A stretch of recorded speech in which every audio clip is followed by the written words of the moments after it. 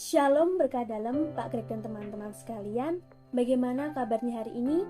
Semoga selalu sehat, selalu semangat, dan jangan lupa bahagia. Yaitu merupakan salah satu kata motivasi dari Pak Greg untuk mahasiswa STPK agar selalu positif dalam kebahagiaan, karena kebahagiaan adalah kunci utama dalam kesuksesan. Oke teman-teman sekalian dan juga Pak Greg, di video kali ini saya akan menjelaskan kembali tentang artikel atau jurnal kesesatan dalam berpikir ilmiah ya. Jadi nanti saya akan menguraikan 5 poin, yaitu pengertian, klasifikasi, kesesatan bahasa, kesesatan relevansi, dan relevansi kesesatan berpikir dalam ilmu pengetahuan. Nah, sebelum kita masuk dalam video, marilah kita berdoa terlebih dahulu. Dalam nama Bapa dan Putra dan Roh Kudus, amin. Allah Bapa yang Maha Kudus, kami bersyukur padamu karena Roh Kudus dicurahkan dalam hati kami. Kehadirannya di dalam hati kami akan menguatkan kami dalam karya kami sehari-hari. Dialah penghibur dan penolong yang Kau utus dalam nama Yesus Kristus. Dialah Roh kebenaran yang memimpin kami pada seluruh kebenaran. Melalui Roh Kudus-Mu, kiranya kami dibimbing untuk peka dan setia kepada kehendak ilahi. Tetap tabah dalam penderitaan, berani menjadi saksi Kristus, menjadi pelayan sesama, dan menjadi terang bagi sesama kami. Semoga Roh Kudus-Mu senantiasa memimpin kami dengan lemah lembut dan menuntun kami dengan cermat, serta menjadi daya ilahi dalam kehidupan beriman dalam bermasyarakat, serta menghantar kami ke dalam kemuliaan abadi di surga bersama Bapa, Putra, dan Roh Kudus. Amin. Santo Fransiskus Asisi, doakanlah kami dalam nama Bapa dan Putra dan Roh Kudus. Amin. Pengertian sesat pikir. Kesesatan adalah kesalahan yang terjadi dalam aktivitas berpikir dikarenakan penyalahgunaan bahasa atau penyalahgunaan relevansi. Hal yang menimbulkan kesesatan yang pertama, ketidaktepatan bahasa, pemilihan terminologi yang salah. Ketika sedang berdebat atau menyampaikan argumen dengan orang lain, kadang banyak orang yang memberikan terminologi yang kurang tepat, bahkan salah. Contohnya, aku mau menambah penghasilan dengan berinventaris di bank. Kata yang seharusnya digunakan adalah berinvestasi. Walaupun ada terminologi yang hampir mirip, tetapi jelas-jelas itu mempunyai pengertian yang berbeda. Yang kedua, ketidaktepatan relevansi. Pemilihan premis yang tidak tepat. Ini juga merupakan faktor terjadinya kesesatan. Premis adalah dasar dari suatu kesimpulan. Jika proses penyimpulan premis tidak sesuai dengan kesimpulan yang dicari, maka tentulah itu merupakan sebuah kesesatan. Dalam ketidaktepatan relevansi banyak terjadi saat berargumen. Ketidaktepatan relevansi ada banyak macamnya, seperti argumentum ad baculum, argumentum ad hominem, dan lain-lain. John Dewey, seorang psikologi dan ahli filsafat pendidikan, mengidentifikasi adanya beberapa kesesatan berpikir. Yang pertama, kesesatan yang terjadi karena subjek sesungguhnya jarang berpikir sendiri dan berpikir atau bertindak sesuai dengan apa yang dipikirkan dan dilakukan oleh orang lain. Hal ini sangat sering terjadi di zaman sekarang, seperti contohnya adalah polisi senior yang melakukan penilangan dengan memungut uang dari pengendara. Dengan melihat hal tersebut, polisi junior juga ikut-ikutan melakukan hal serupa. Berpikir bahwa polisi dengan cara itu mendapatkan uang, tetapi dia tidak mengetahui bahwa dampak jika kegiatan itu diketahui oleh pemerintah, itu bisa dianggap pungli atau pungutan liar. Yang kedua, kesesatan di mana subjek bertindak seakan-akan sangat menghargai rasio, tapi kenyataannya tidak menggunakan rasionya sendiri dengan baik. Kesesatan ini banyak terjadi di bidang politik dan agama. Kesesatan radikal itu termasuk ke dalam hal kedua ini. Yang ketiga, kesesatan yang terjadi akibat subjek tidak terbuka untuk melihat persoalan secara komprehensif, terpaku hanya pada pendapat atau pendekatan orang tertentu atau sumber tertentu. Contohnya, di pengadilan, pasti ada kasus yang menyatakan orang itu bersalah, tetapi sebenarnya tidak bersalah. Dia dinyatakan bersalah karena hakim hanya memandang satu sumber saja, satu sumber tertentu yang memiliki kekuatan yang besar dan berpengaruh. Kesesatan ini cenderung melibatkan orang-orang yang malas dalam berpikir. Kemalasan orang untuk berpikir membuat tidak bisa menyeleksi mana yang benar dan mana yang salah. Mereka hanya berjalan mengikuti arus yang datang tanpa melihat sekitar bahwa itu akan menyebabkan dampak yang buruk. Oleh karena itu, perlunya latihan berpikir dengan sasaran utama untuk membantu subjek menyadari kemungkinan adanya keyakinan-keyakinan semu, seperti para ahli-ahli di berbagai bidang. Mereka disebut ahli karena mereka mampu berpikir untuk menetapkan mana yang sesuai atau yang tidak sesuai, mana yang benar, mana yang salah. Dibandingkan dengan orang yang malas berpikir, mereka mempunyai pengetahuan yang dangkal sehingga mereka tidak mengetahui yang harus dilakukan dan yang tidak boleh dilakukan. Maka perlunya pendidikan dan penguasaan ilmu pengetahuan dan teknologi itu sangatlah penting. Selanjutnya, klarifikasi kesesatan berpikir. Yang pertama, kesesatan formal adalah kesesatan yang dilakukan karena bentuk penalaran yang tidak tepat atau tidak sahih. Terjadi karena pelanggaran terhadap prinsip-prinsip logika. Contohnya adalah seorang pengacara mengatakan bahwa agamanya lah yang cocok dengan sila pertama Pancasila. Itu merupakan suatu penalaran yang tidak tepat karena Pancasila, khususnya sila pertama, dibuat bukan dari salah satu agama, tapi beragam agama di Indonesia. Yang kedua, kesesatan material adalah kesesatan yang terutama menyangkut isi atau materi dalam penalaran. Kesesatan ini dapat terjadi karena faktor bahasa yang membuat kekeliruan dalam menarik kesimpulan. Contohnya adalah seorang pejabat mengatakan bahwa OTT KPK atau operasi tangkap tangan yang seringkali dilakukan bisa membuat pejabat daerah itu habis. Nah, kata habis di sini sangat tidak tepat dan akan menyebabkan kesesatan dalam memberikan kesimpulan yang akan diambil nantinya. Kesimpulan yang diambil bisa saja OTT KPK tidak akan dilakukan, tetapi dengan tidaknya dilakukan OTT KPK itu, maka banyak sekali pejabat yang akan melakukan tindak korupsi.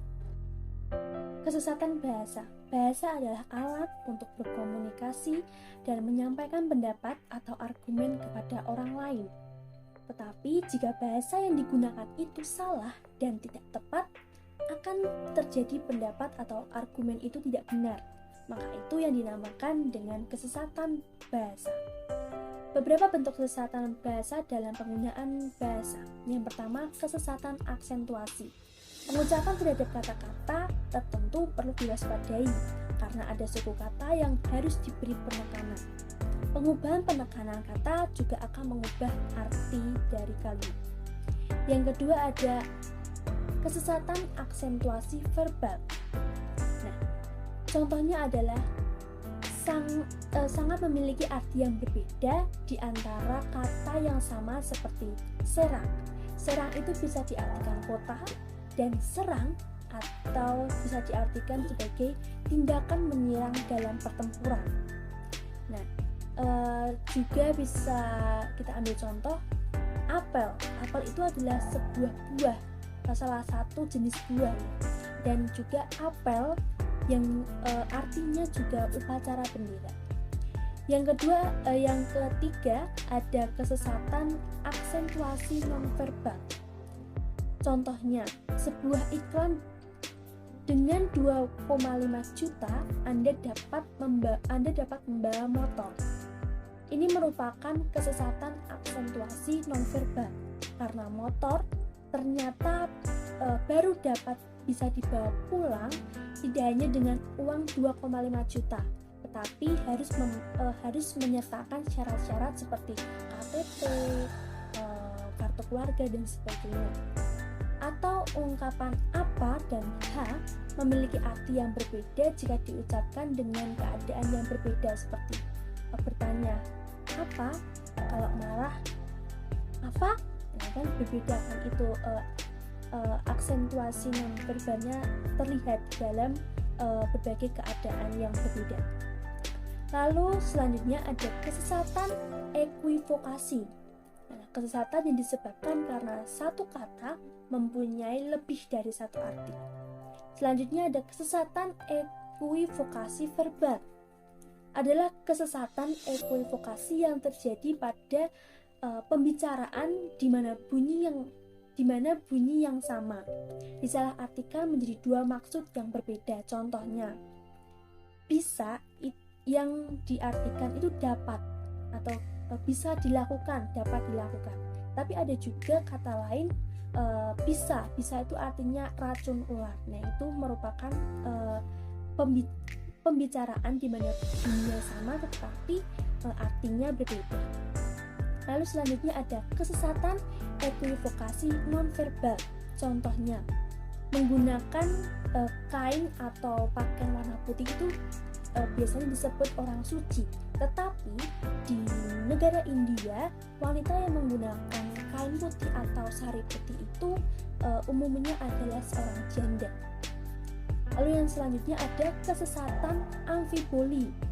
Kesesatan yang dikarenakan konstruksi kalimat sedemikian rupa sehingga artinya menjadi bercabang. Contohnya, kucing makan tikus mati mempunyai banyak arti nih, yaitu kucing makan lalu tikus mati, bisa saja atau kucing makan tikus lalu kucing tersebut mati, atau bisa saja kucing sedang memakan seekor tikus yang mati. Jadi ada beberapa makna dari satu kalimat.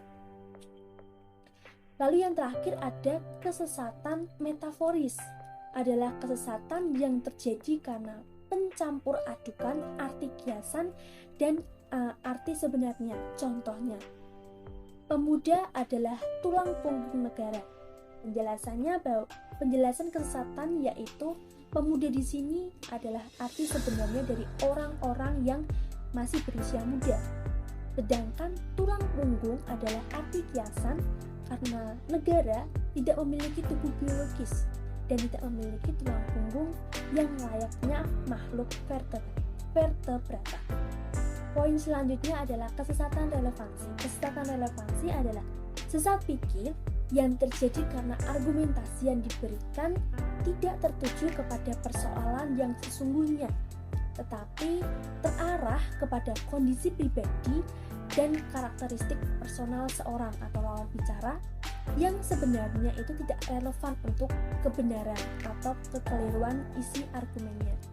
Jadi penalaran yang mengandung kesesatan relevansi tidak menampakkan adanya hubungan logis antara premis dan kesimpulan.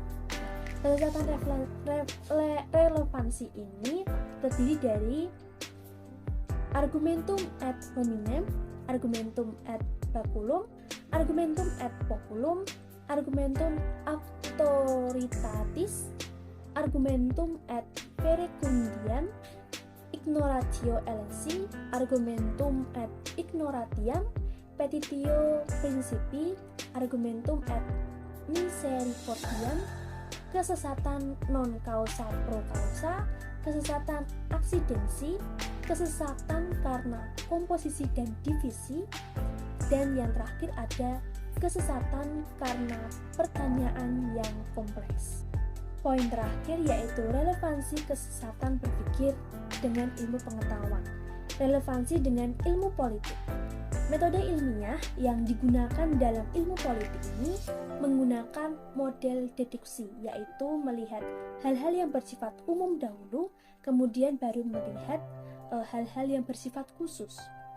Masalah-masalah yang diambil ini bukan mengenai negara saja, tetapi mempelajari tentang kekuasaan, cara mengelolanya, kebaikan bersama, dan masalah lainnya yang berkaitan pada ilmu politik. Terdapat juga sejumlah perdebatan mengenai pendekatan-pendekatan yang digunakan. Namun, kebanyakan ahli menggunakan pendekatan perilaku dalam metode pengamatannya. Dengan pendekatan tersebut, para ahli dapat memprediksi gejala-gejala politik yang akan terjadi melalui tingkah laku aktor politik dan masyarakat. Kemudian ada relevansi dengan antropologi. Sama dengan ilmu politik, antropologi menggunakan model deduksi dalam melihat permasalahannya. Perbedaannya adalah ruang lingkup pembahasannya yang tertuju pada budaya-budaya di masyarakat, baik itu yang bersifat material atau non-materi. Metode lainnya adalah observasi yang melakukan penggalian untuk memperoleh benda-benda yang dapat dijadikan sebagai sumber pengetahuan tentang budaya dan perkembangan. Di antropologi juga banyak menggunakan metode empiris. Alasannya adalah banyak pengetahuan yang didapatkan dari pengalaman dan juga pengamatan. Nah, itu tadi penjelasan mengenai uraian 5 uraian ya, 5 poin, yaitu pengertian, klasifikasi, kesesatan bahasa, kesesatan relevansi, dan yang terakhir adalah relevansi kesesatan berpikir dengan ilmu pengetahuan. Terima kasih telah menyimak video ini dan shalom berkata.